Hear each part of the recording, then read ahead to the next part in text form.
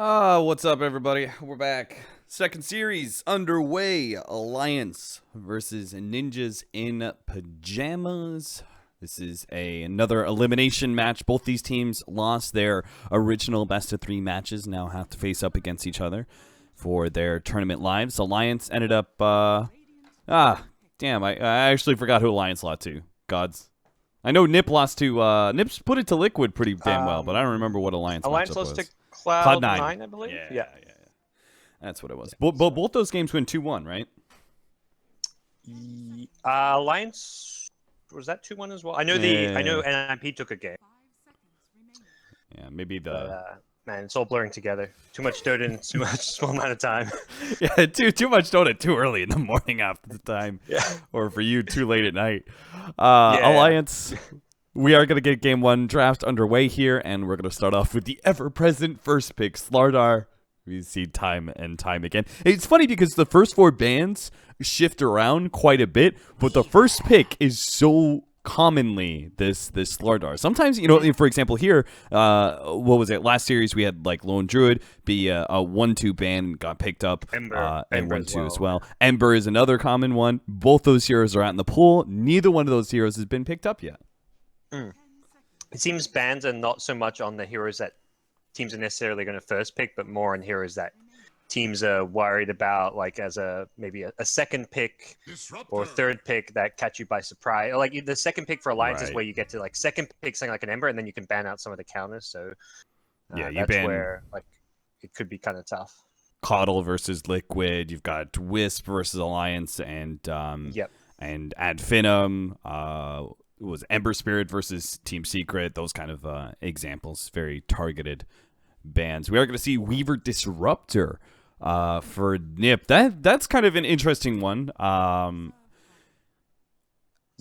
Disruptor. Like, not by no means a counter to Slaughter, but can be.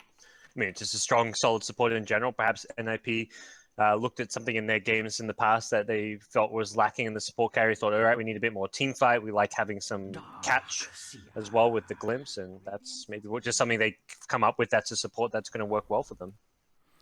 Well, Alliance will get what's pretty coveted, I think, Slardar as a first pick and then turn it into a support alongside the Darkseer. We used to see these kind of combinations quite frequently with Darkseer. Darkseer Earth Spirit was a very common one, but right now everyone's loving running Slardar Darkseer as the aggro duo. Yeah. This seems like all the rage right now, so we'll see what NiP's plan for dealing with this is. They've got the strong support and Disruptor at least. Weaver potentially the carry for Era.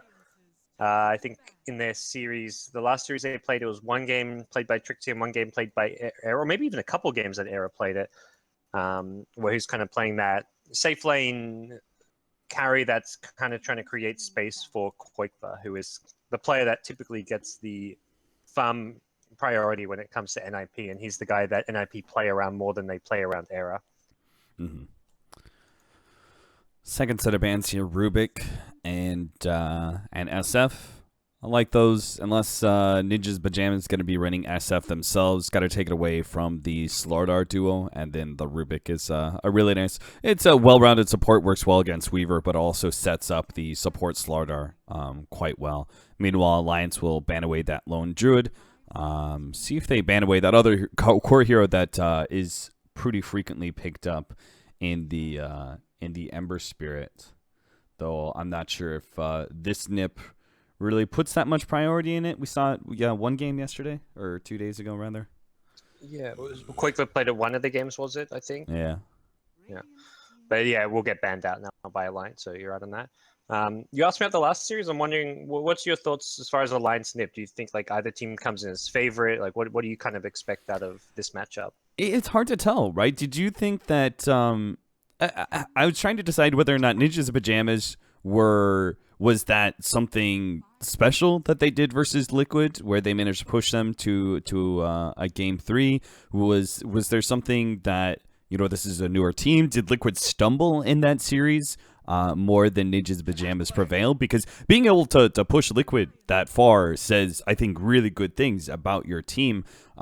So I initially would have thought Alliance will take this pretty easily against NiP, but to be honest, after that performance in their first series for NiP, even if they lost, it gave me some hope for this lineup.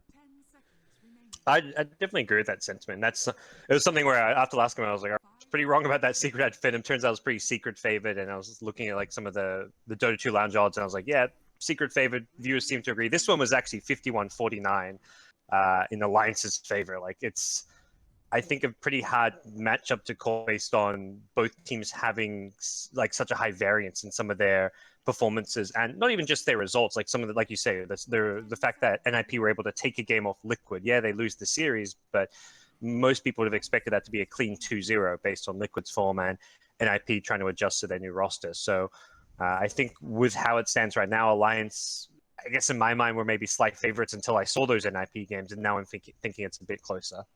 Yeah, I think if maybe we were playing like 10 best of threes or something, I would put my money pretty heavily on Alliance. They're the more experienced team. They played together quite a bit. I feel like that is definitely going to be a factor in this best of three, but who knows? Maybe Ninja's Pajamas just show up, and as you said, variance is definitely something that we're working with these two teams. We're not sure if Ninjas Pajamas can put in consistently strong performances. Alliance are going to go for the third pickup Dazzle after the Clockwork. So a little bit more physical damage minus armor, that whole deal. Also a lot of sustain with the Darkseer, presumably getting an early mech, and the Dazzle heals. So Ninjas and Pajamas, with their single target focus here of the Weaver and the Clockwork, are actually going to find themselves pretty well thwarted in getting those quick kills. Yeah, and a lot of Quakever's big heroes that could be a bit more explosive at Banda. He ends up on a Queen of Pain, though. Let's say the Invoker would be the dream hero, but that's even first stage ban, the targeted ban from Alliance. Lone Druid, Ember, both heroes that Quakever's played as well, even though the Lone Druid's typically thought of kind of more as a safe lane. NiP, one of the teams that will run it on Quakever in the mid lane, so they snag their mid lane, not even saving it to last pick. I think perhaps a bit worried that Alliance will also ban out the Queen of Pain, because that mid pool is starting to dwindle down. What about our carries here? Both Joro Ranger and Luna are still in the pool, and with this much physical damage and minus armor on the side of Alliance, and then Ninjas of Pajamas also running a Weaver strategy, I feel like these two heroes, like the one or both of them, has got to be picked up on one of these two sides. Well, I guess the alternative is for Alliance is you pair up, like get one of the Slaughter partners, like the Lifestealer. Sure. We've seen the PA before, but I think the Lifestealer is just the better, more conventional carry to go with it. But yeah, definitely looking for, I mean, they've got a mid as well as a safe lane pick left. Physical damage is what comes to mind. TA is the other hero that I think is going to be a good choice for Limp for the mid lane to take advantage. But for now, they pick up Jug, so not like an obvious Slaughter amp damage pattern. Obviously, there is physical damage, there's Omni Slash, but it's not like a conventional hero to pair with a Slaughter or a Darkseer. I think that's part of the danger of the Weaver pickup, right? Is that Alliance don't necessarily want to commit to a Lifestealer Slardar. We've seen it matched up against the core Weaver before, but Weaver is a notable counter to the Lifestealer.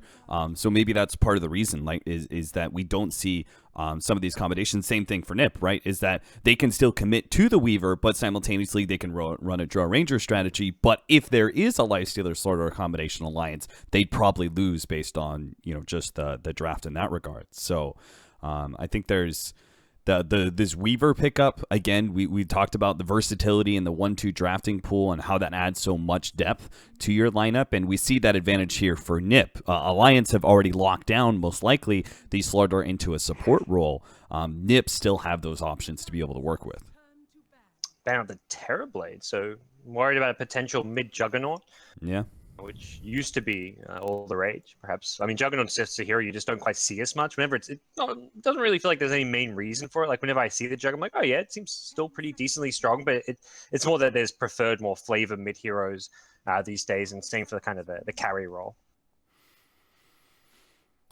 Depending on Alliance's last pick, of course, but are you feeling, based on the 4 of Alliance so far, a little bit more Weaver core centered, or do you like the support?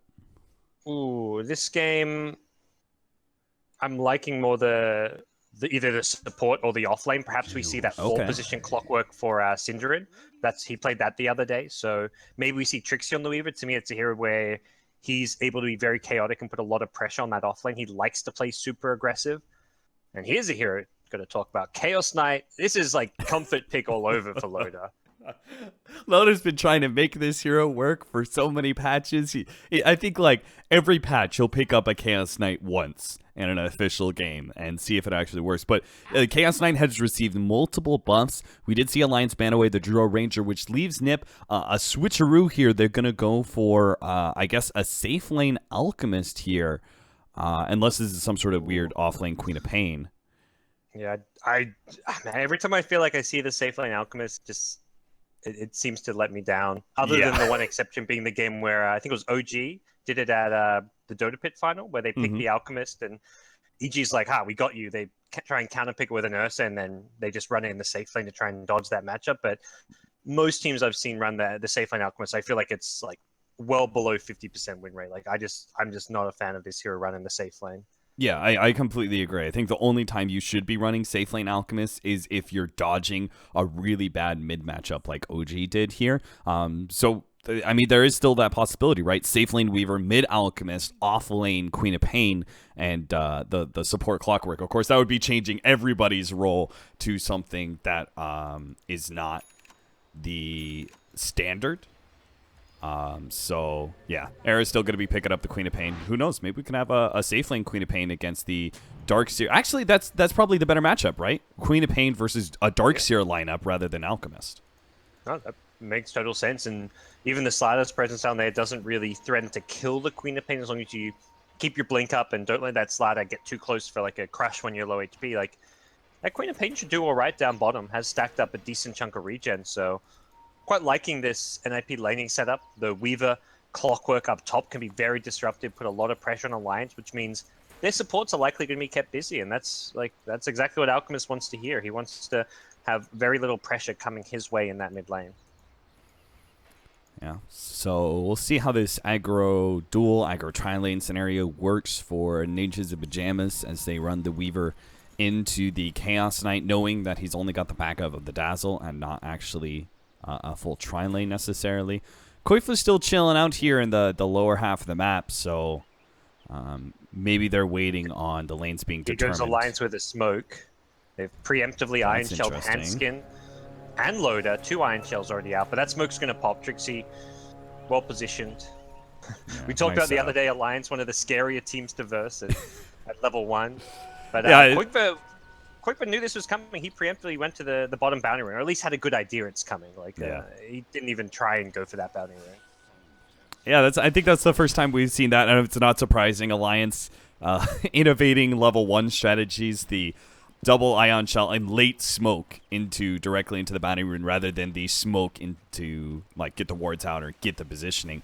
Koifa is going to go into this matchup against Limp as we expected. Disruptor is going to try and babysit out Era in that bottom lane. Though Jonas Amfon with the early Iron Talon pickup is actually going to be jungling, and Hunskin will start out against the tri-lane of Ninjas in Pajamas, or sorry, aggro dual lane. Interesting choice by the DAC. I probably could have got a level 2, but there's always that chance with Disruptor, Queen of Pain, Thunderstrike, Shadow Strike could potentially be a killing duo at level 1. And if you don't get that level 2, you're going to struggle. And end of the day, you're going to farm just as fast, if not a little bit faster in this jungle. Although I say that he misses a stack, but not the end of the world for him. He just doesn't want to mess around with this scary dual lane down bottom from NiP. Yeah, even with the level 2 and the Surge, it's going to be a difficult lane for him, right? I mean, you've got a Disruptor who's a very good holding hero against Darkseer, both Kinetic Field against the Surge as well as the Glimpse. Yeah, and now that you've given them like their level 2s, or they're about to be level 2 in Disruptor, I think the more levels on this Disruptor, the harder this bottom lane gets. So more likely now, more so than at level 1, you definitely don't really want to go to that like Jonas's shoes.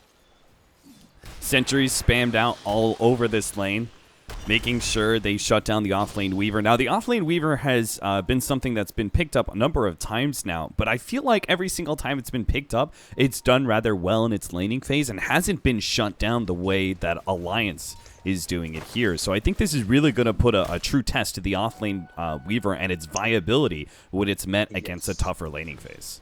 Yeah, like how is this Weaver going to get farm and XP this game, and how much of an impact can you have if you aren't getting farm and XP? Because yeah, most of those offlane Weavers we've seen Trixie play it one game, we've seen General do it, have had a much more successful laning stage than what we're seeing right now. But it's one of those annoying heroes because theoretically, like you can actually roam pretty well as Weaver. Like you could roam on the mid lane or a bottom lane Darkseer, but like level 3 with a single point in Swarm and 1 point in Shukuchi, you're a pretty effective roaming hero, which is where the 4 position Weaver came into favor. So he's actually picked up a TP scroll already, perhaps partly thinking about a rotation, but also just thinking about getting away from this constant support pressure. And Synderen's no longer at that top lane to help him out with the cogs that he was using. I think part of it is the fact that Alliance were abusing that cogs by being able to pull the hard camp. Instead, he's been trying to interrupt the Darkseer. Oh. They found him for a second, now he's out again. And TP away. He is too scared. Shukuchi, too long of a cooldown. But, I guess the concern with NiP is that it's not just like their Weaver having a tough time. Because Weaver can't contest the lane, it means Synderen can't do anything in that lane. He's going to come down bottom now, but it feels like Synderen doesn't have a good home because that top lane is too tough with the tri-lane. Ideally, you pick this Clockwork to be able to dual lane up top, but once that becomes unplayable, like where does the Clockwork go? Yeah, Clockwork. Synderen a little bit late on the rotation there. Hani tries to set it up with a glimpse into the cogs. Ideally, they do have a very good combination to keep this Darkseer out of lane, but Yono Samfan, I'm not sure if this was a team read or him specifically with his early Iron Talon. It's actually done so much for him. He hasn't actually died. He's spending very little time in lane, and what he is, he's got the right ward to be able to scout the rotations. So all of this is adding up to a very strong Alliance counter to what Ninjas of Pajamas intended, which is kind of surprising, right? Because we weren't really expecting what NiP did with their laning phase, and we thought it was kind of interesting, but Alliance just very much ahead of the game here, saw it coming, and countered it.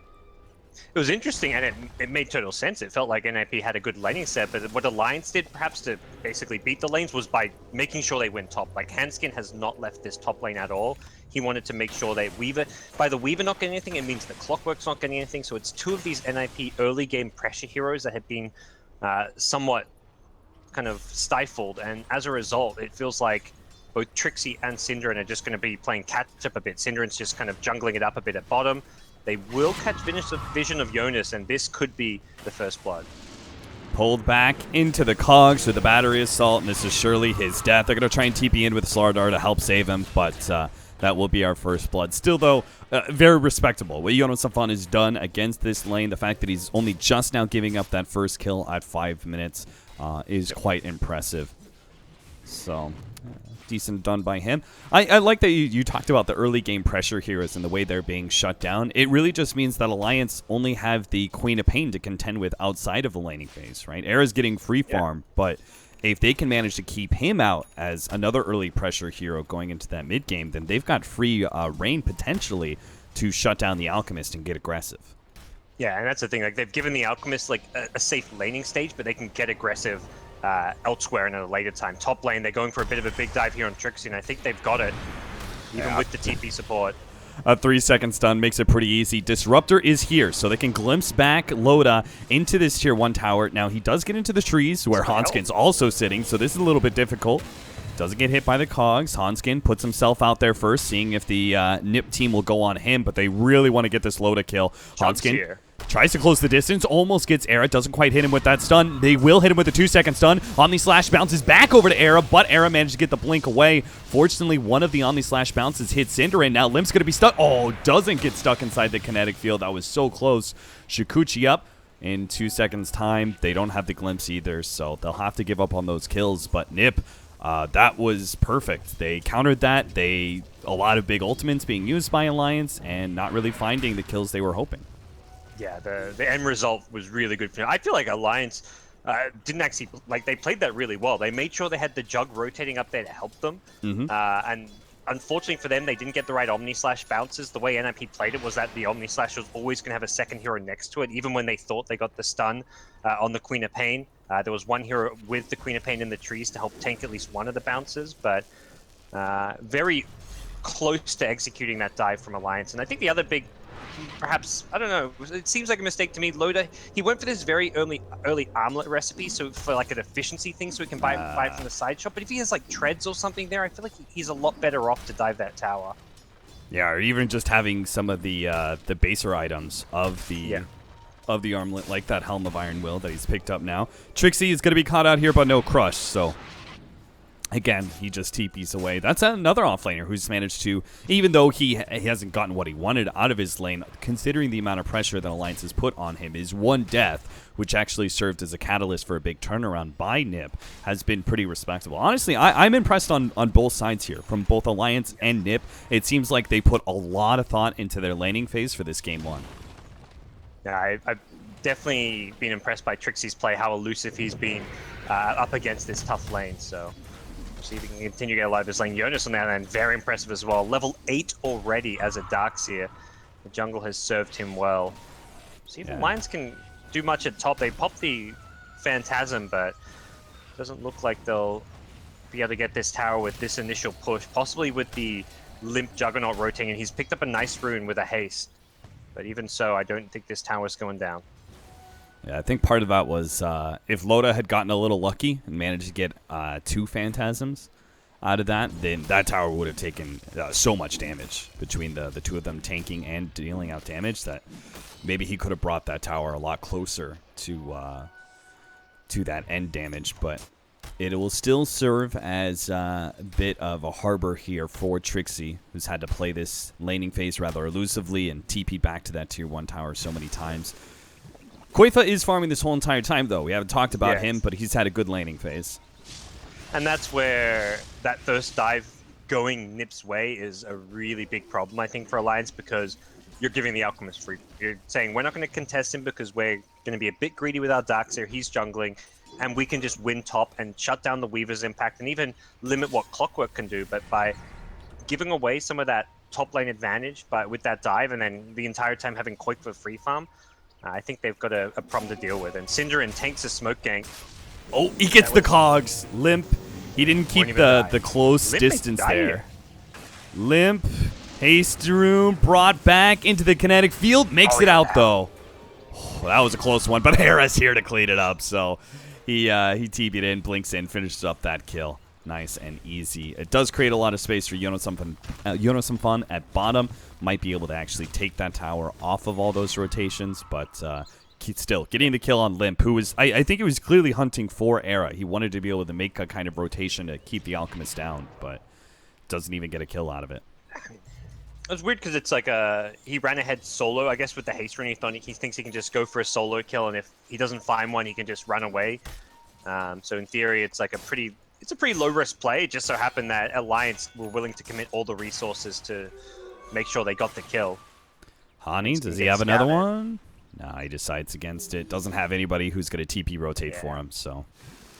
Doesn't seem like that was going to lead to all too much. But yeah, Quake for 2k gold already. Looking like we could be on track for a pretty decent sub 15-minute Radiance if he keeps going uncontested with his farm. That is a big problem because Alliance, as far as their lineup goes, I don't really feel like they're going to be able to like pressure enough as far as like taking early towers. I mean, they're trying to do so up top, but Weaver's constantly there. They're even rotating Era. He's gone for the early Veil, a build I like to see considering he's going to create space for the Alchemist as per usual with this NiP's player role set up, and he's going to always be there. Anytime Loda comes to try and push, Trixie's there with the Swarm, Era's happy to TP in, and Alliance yet to truly take a tower. Yeah, I think Loda is probably expecting... They've probably played this Chaos Knight safe lane a number of times in scrims and stuff, and he's probably expecting by that second Phantasm to have been able to take that tier 1 offlane tower by now. It seems like a very nice non-committal way to be able to pressure, but NiP seemed to be being able to step in front of these pushes time and time again, and Loda's not getting that big jump start and farm that you kind of need as a Chaos Knight, right? This is a carry that needs to play from ahead. NiP are ready and set up. They've got a Static Storm.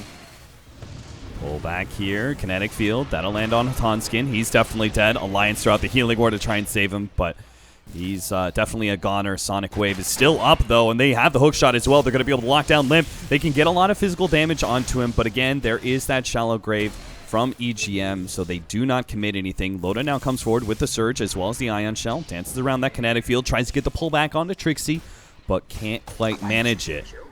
They TP, they rotate their entire team down here, and they're not finding kills. Qualifier still free farming away.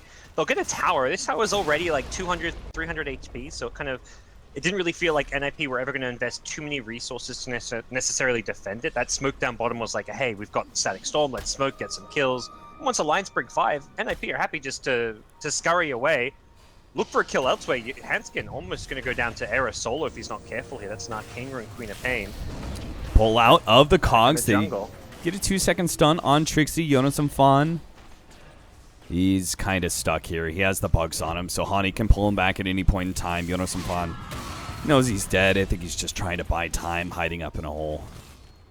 Well, it's time for Qualifier to farm, I guess. When I look around, I'm like, all right, what's he buying time for? Qualifier farming away on the Alchemist. Oh wait, that's not his teammate. But yeah, I mean, he wastes NiP, makes him work a bit harder for it. But yeah, Qualifier is a big issue. 3k net worth ahead of the Juggernaut. I mean, typically you do want to play Alchemist from ahead in that mid roll, but this is definitely the signs of a very successful Alchemist game that's looking to hit a scary timing around the Radiance plus Manta Octarine, where Alliance are just not going to be able to keep up in terms of farm, and they're not going to be able to fight into him. Which is why Alliance really needed this. I thought this rotation was going to be about entering that offlane jungle, but apparently it's about roshing. I mean, it's nice, but I don't even like. Let's say they get this uncontested. It's a lot of. It's going to take them some time to kill it. And if you're a NiP, you're playing keep away regardless. Like Aegis or no Aegis, like you don't really need. I mean, you actually got a pretty good team fight around the Static Storm and the hookshot initiation, but this Aegis isn't going to like suddenly mean Alliance can push towers. They push fairly slowly because of their lineup, and they're also getting scattered out. This is a disaster now. Yeah, they hookshot could punish this heavily. Stop the attempt. They have 2 really good scouting heroes. They tried to do that slow Roshan against a Clockwork and against a Weaver with Swarm. Yeah. Qualifier is keeping in now with his Radiant, so he can actually fight with his Armlet Chemical Rage.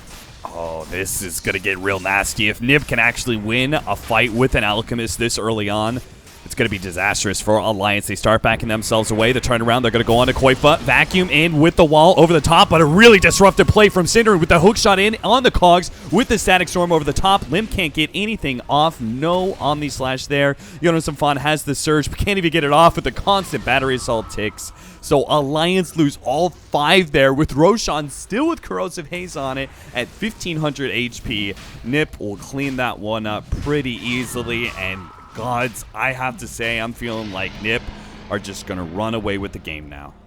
Yeah, I mean, you're 15 minutes in. It's you don't normally want to make those statements, but I totally agree.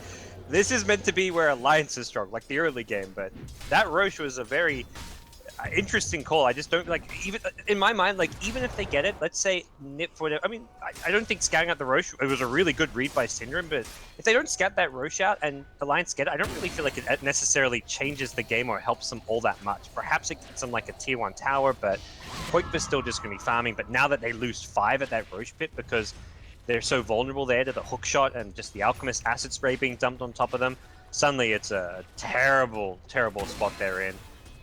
I don't know. This does feel like a very tough, almost impossible to win game now for Alliance. I'd have to get like consecutive smoke kills onto the Alchemist or something, and that sounds very difficult to do. Yeah, seeing as they've struggled to do so in the laning phase, and they're probably running low on smokes at this point in time, considering the number they've already invested in.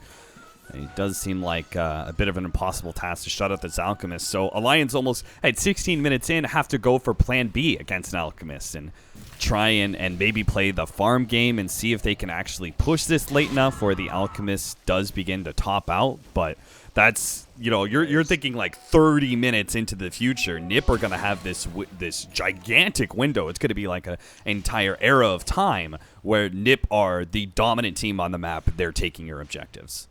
Yeah, and typically Alchemist will be 6 slotted around like 26 to 30 minutes in, and this is definitely a game where that's going to be the case. And the great thing about this game is he's got 4 teammates who have great Ags upgrades. Every single teammate of his can benefit a lot from one. Corp's actually built her own though, I think just wanting one as soon as possible. wanting to have the stats as well as the short cooldown, since NiP have kind of hit a timing now where they are way stronger than Alliance, can take any fight they want, can try and... It's so nice when you're playing Alchemist and you get this Radiance timing and you can actually fight. Often in games you'll be like, well, I've got a good timing on my Radiance, but the opposing team's also doing well, so you've got to keep farming. This game, though, Alliance do not have any real items or heroes to try and fight into it. Did you see this desperation play from Loda and EGM? They were trying to take some of that ancient stack, and they got a decent number of it, but Alchemist is going to see that, and he's going to be like, oh, well, I don't really care that much. It was going to be a decent source of farm for me, but ultimately I still have the rest of the map to work with. Pretty much a non-issue. Like losing a few hundred gold to farm, and end of the day, Alliance are going to find farm somewhere on the map if they're not fighting you, so they take a bit of yours. No big deal for an Alchemist who is as far ahead as he is. More than double Loda's net worth. Qualifier is getting more and more out of control as time goes on. Boots of Travel, Manta Star will be completed in the next minute or two. It'll be all the standard Alchemist stuff. Though I guess the only real like difference in the output I ever see is sometimes you see like an early Blink Dagger. Like in these games where you're really far ahead, getting that early Blink can be really nice for your team to have an Initiator, but you've also got a Weaver and a Clockwork, two heroes that can easily get in close, so you don't necessarily need that Blink Dagger. TP in, trying to protect, or sorry, that's Qualifia's TP actually. It's true, trying to ensure that offlane tower does fall. And they're going to push for 2 here. Alliance refusing to fight around this Aegis, continue to try and farm the other parts of the map. They want to finish up some key items like Hanskin's Blink. Possible hook Static Storm on mid, although Limp is positioned around the creep wave, making it difficult. This offlane tower is just about to fall, but apparently NiP are not going to give it up without a fight. Trying to see if they can catch Alliance. Failing that, they can at least pick up the deny. They get a little bit of vision of Jonas and Fan here. They have Glimpse. And the Glimpse. There it is. So they do successfully find that pickoff. Qualifier is alone here in the jungle, but he's already TP'd away, so there's going to be no counterplay whatsoever for Alliance. Just more time to farm. It's like one of those things where like they're just trying to play the farm game to try and drag it out a little bit, but they're never going to be able to farm at the same rate as NiP. Not just the Alchemist, but Queen of Pain is well ahead of them on net worth. They're slowly losing all their other towers, and Alk is not really worried about a late game Chaos Knight kind of turning this game around. This is 2 melee carries against an Alchemist. Alchemist is more worried about like the Terror Blades or the Shadow Fiend type carries who can kind of kite him around a bit and be hard to get on top of. Chaos Knight, Jug, this isn't really too big of an issue. If you're worried about the illusions, you can even go into like a Mjolnir type build. So, I mean, realistically, go back to what you said. This feels like a pretty straightforward game for NiP to run away with, assuming there's no major misplays.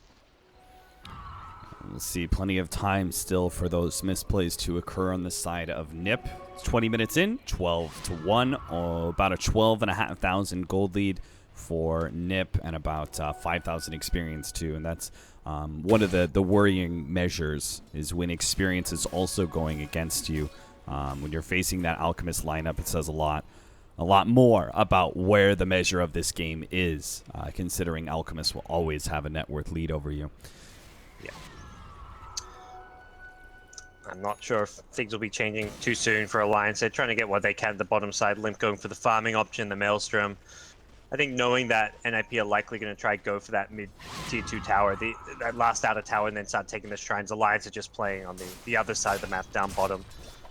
They've left Loda top to try and get what farm he can, but they have no interest in fighting this NiP lineup right now.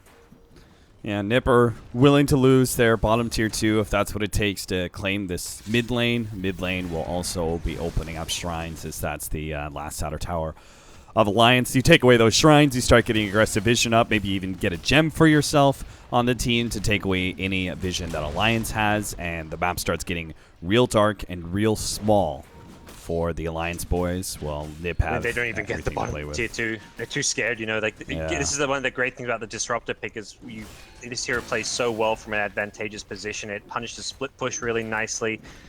Most of the time you TP back and you can just like blink and run away, and make a big enough gap that you're not getting punished for split pushing, but Disrupt is one of those heroes that really punishes split push, at least from heroes who don't have Magic community like a. Maybe the Juggernaut definitely can. The other heroes struggle, and Jug can't Blade Fury TP away because there's a clockwork. So even the true. Jug has to be careful about split pushing.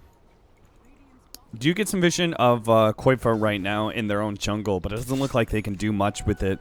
They don't have Phantasm. Loda was using that to farm and push out the top lane. That got quickly cleared out by Era with his early Aghanim Scepter, now working on a Eul's. Qualifier gets a bounty rune, then TPs to the shrine to pick up the other one and farm the jungle, doing all the efficiency plays, and off of that, he's just short of the Octarine core. Assuming that's where he's going, could pick up an early Ag Scepter if he really wants to pull one to like a teammate, but I don't think there's any major Ags he needs. I think the earliest Ags would probably be for Weaver when they push high ground, right? Because you've got so much focused single target damage on Alliance that saving grace of Aghanim Scepter relatively early on to the game would actually be pretty nice for when they push high ground. Obviously, the Octarine finish right now is more about completing that farm build and getting those later items. And with a Clockwork Ags isn't that amazing because Alliance aren't fighting you. Like, who are you initiating on? He's not even using a single hook shot, so the shorter cooldown doesn't really matter when he's not finding any openings for it. Quap has hers. Disruptor Ags can be nice later on, but for now it's not really feeling like a necessity. There's not even BKBs on the Alliance side to try and use the Ags to counter. Yeah, just imagine, like, if they actually farm to a point where they give that Aghanim Scepter to Trixie and then they go high ground with Quaifa, how does Alliance actually fight? Limp's going to be caught. Beautiful setup there. That was nicely comboed. Hook straight into the Static Storm. No opportunity for Limp to get anything off. Yeah, that's the combo I was looking for at mid, but he managed to position himself so they couldn't get hooked. But nicely done where they had Era hitting the Shriners, so it kind of made Limp probably think that they were fighting and playing around Quaifa. The casual wall on the Alchemist. I love it. Go farm, go farm. Let's push out the lane with this. I mean, not a bad idea, if not for the fact that NiP is about to just break through your high ground. So suddenly you don't have Wall of Replica with this high ground defense. Yeah, that looks a lot nastier. 15 seconds left on the Juggernaut. NiP looking to at least take this tier 3. I think he thought they were going to go Roche first, and he's like, oh, they're going to go Roche. I can just throw my wall and it'll come off cooldown. But all of a sudden, it's like, wait a second, we have no Jug. They're going to take advantage of this. But as I say that, NiP will back off now with Jug respawning and fall back to take Roche. Where's my gold per minute stat? There it is. 945 right now for Quaifa's Alchemist. Thoughts on where that's going to end up? I don't think it's higher, presumably. If the game drags too long, it drops a bit. But if they can end the game by like 30 to 35 minutes, it'll go up. Yeah, because he only just now reached his peak, right? When he gets Manta, Boots, and Octarine is when you reach full farming potential for the Alchemist. So he only just now reached his peak. He should be able to eke that out a little bit further, especially with the finishing up those tier 3 and tier 3 towers as well as those Raxes. That's also just big piggy banks full of gold for Quaifa. Yep. We'll see where he goes next. Gets the armor item, which will help him against this. I mean, it's a lot of physical damage. It's almost all physical damage on the Alliance side. So definitely a game where you want to go Shivers or AC. I think slightly AC. prefer the Shivers just because of the synergy with the Octarine core, but it doesn't really make too much bigger difference.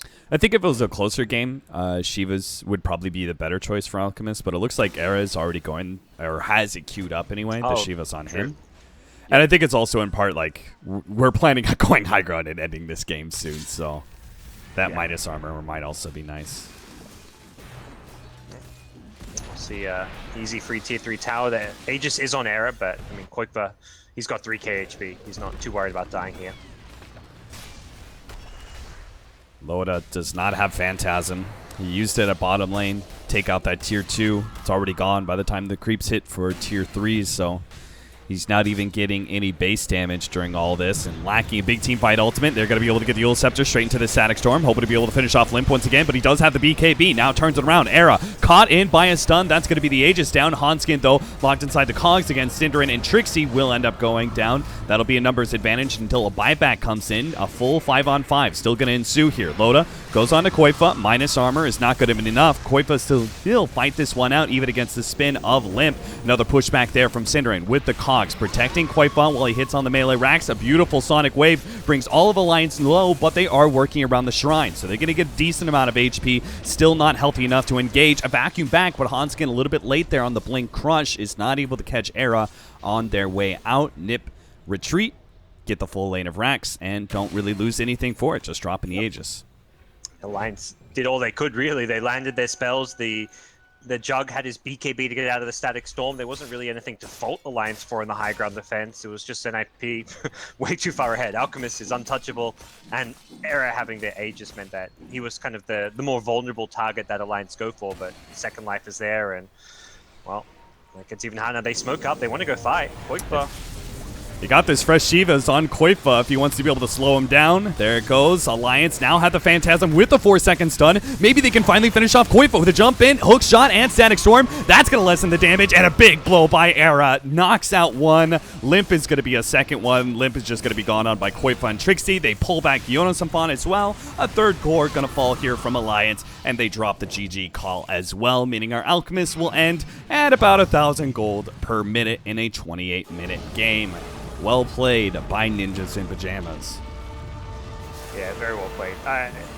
The last pick, Alchemist, was really good. You know, Alliance don't have good heroes to take objectively, so you're going to maintain full access to your jungle. It's losing those early towers where you suddenly become somewhat suffocated as an Alchemist, so it kind of took advantage of what Alliance's draft was going to do, where they're kind of more focused on winning the lanes a bit, but not winning the middle lane, which is where Alchemist didn't really get pressured. Even if he gets pressured, he can fall back to his own jungle. So it really felt like NiP had a very kind of planned strategy to kind of make this Alchemist pick work. So Synderen and his new squad of Ninjas in Pajamas, not all that washed up, managed to outdraft Alliance and take game one in this elimination best of 3. See if they can make it a clean 2-0 sweep after the break.